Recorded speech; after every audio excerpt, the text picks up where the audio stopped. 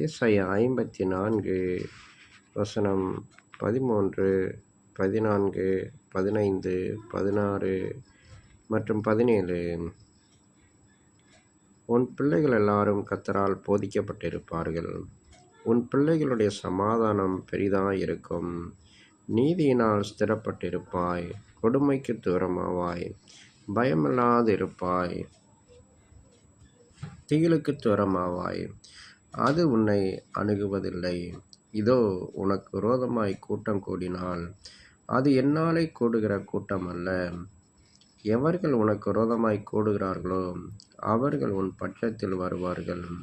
இதோ, கரிநெருப்பை ஊதி என் கிரியைக்கான ஆயுதத்தை உண்டு பண்ணுகிற கொல்லனையும் நான் சிருஷ்டித்தேன். கெடுத்து நிக்கிரகமாக்குகிறவனையும் நான் சிருஷ்டித்தேன்.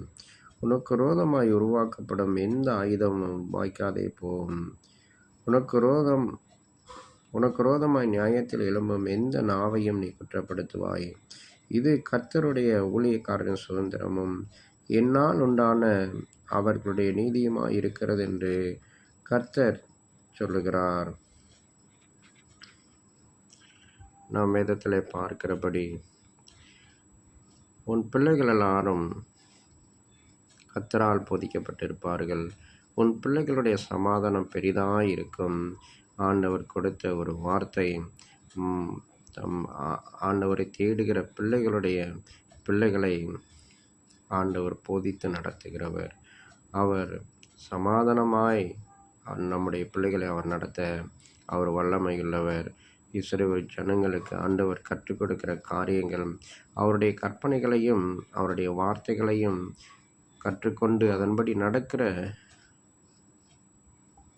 மனிதர்களுடைய வாழ்க்கையின் பிள்ளைகளை கர்த்தர் சமாதானமாய் அவர் நடத்துகிற தேவன் என்று நாம் வேதத்தில் பார்க்கிறோம்.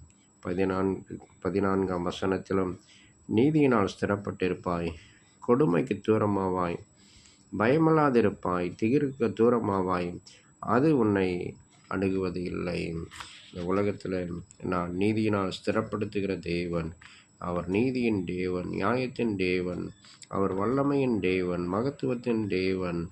அவர் தம் பயப்படுகிற பிள்ளைகளுக்கு ஆண்டவர் கொடுக்கிற ஒரு வார்த்தை, பயமில்லாதிருப்பாய். திகிலுக்கு தூரமாவாய். அது உன்னை அணுகுவதில்லை.